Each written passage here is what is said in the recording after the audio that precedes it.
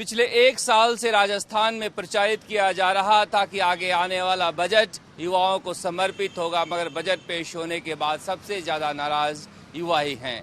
Corona काल में काम करने वाले कोविड सहायक यहाँ पर टंकी पर चढ़े हुए हैं। ये बच्चे बच्चियाँ युवा हैं जो 10 फरवरी को जिस दिन से बजट आया है उसी दिन से इस तरह से टंकियों पर बैठे हुए हैं अपनी मांग मनवाने के लिए, अपनी बात कहने के लिए, मगर सरकार की तरफ से कोई सुनने वाला है नहीं। 3 लड़कियां हैं, 2 लड़के हैं। 10 फरवरी से ही दिन और रात वहीं गुजार रहे हैं और पुलिस यहां पर किस तरह से पहरा दे रही है, जरा नीचे का नज़ारा भी आप देख लीजिए। अग्नि शमन सेवा से लेकर और पुलिस की गाड़ियां चारों तरफ, यहाँ पर पुलिस के वैन, अधिकारी सब यहाँ पर लगा हुए हैं। रोड के इस तरफ भी, रोड के उस तरफ भी पहरेदारी में ये युवा रह रहे हैं।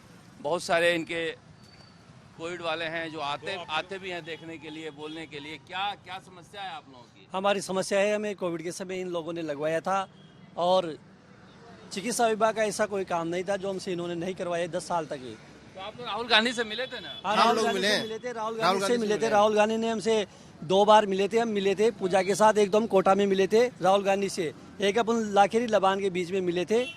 उन्होंने पक्का आश्वासन दिया था। फिर उसके बाद विश्वेंद्र सिंह जी के साथ हमारी टेबल वार्ता करवाई थी। उन्होंने कहा है अशोक गहलोत जी ने कि मैं यहाँ से जाते ही राहुल गांधी से वर्क करूंगा। मैं पूजा बावरिया की के नाम से राहुल गांधी के साथ बात हुई थी, वार्तालाप हुई थी। अशोक गहलोत साहब ने कहा था कि जाते में आपका सबसे पहले काम आपका करूंगा। आप लोग पूरे राजस्थान में 28,000 CHM राजस्थान में 28,000 युवा हैं जो कोरोना काल में अस्पतालों में लगाए गए थे। हालांकि कम्युनिटी हेल्थ एसोसिएट अब भी लगाए जा रहे हैं, मगर पता नहीं क्या समस्या है जिसकी वजह से इनकी नौकरी नहीं लग पा रही है। ये टंकी के ऊपर बैठे हुए हैं, इसी तरह से दिन भर गुजारते हैं, रात को भी। हालांकि शौच के लिए एक एक करके आते हैं ये, और खाना भी उन्हें ऊपर दिया जाता है। मगर देखिए किस तरह के हालात में ये एक अदद नौकरी के लिए कई दिनों से इस तरह से टंकी पर गुजार रहे हैं। पापी पेट का सवाल है।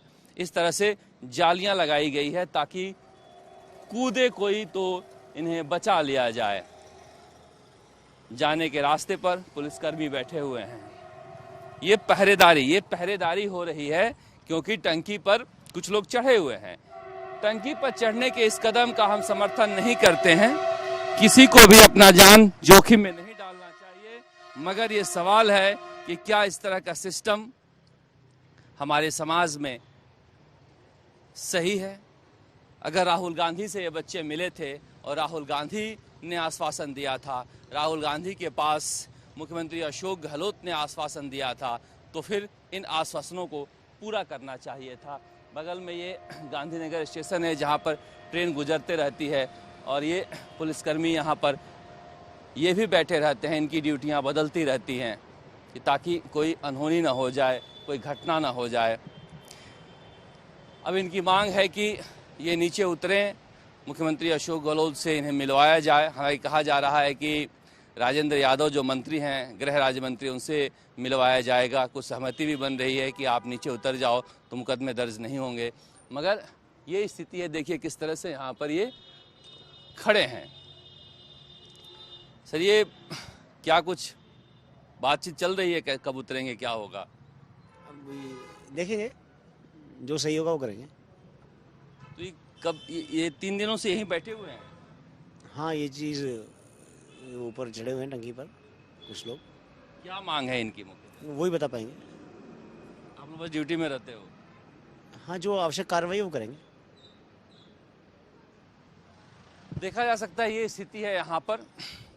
एक अदद नौकरी के लिए किस तरह से राजस्थान के युवा जान जोखिम में डाल रहे हैं। बजट में इन्हें उम्मीद थी कि बजट में घोषणा हो जाएगी। इनके जो CHA थे, बेरोजगार हुए थे कोरोना काल के बाद, कि इनकी नौकरी लग जाएगी। मगर जैसे ही 10 फरवरी को बजट पेश हुआ और इन्होंने उस दस्तावेज में अपना नाम नहीं देखा, अपनी नौकरी के लिए कुछ नहीं देखा, तो उसी शाम को ये पानी की टंकी पर चढ़ गए थे और तब से यहीं पर बैठे हुए हैं। हम उम्मीद करते हैं कि सरकार इनकी मांगों को सुनेगी। कई बार ऐसा होता है कि आप मांगे पूरी नहीं कर पाएं, मगर कोई रास्ता तो निकालना चाहिए। लोकतंत्र के लिए यही रास्ता आगे की तरफ जाता भी है। कैमरामैन शर्मा के साथ शरद कुमार, जयपुर।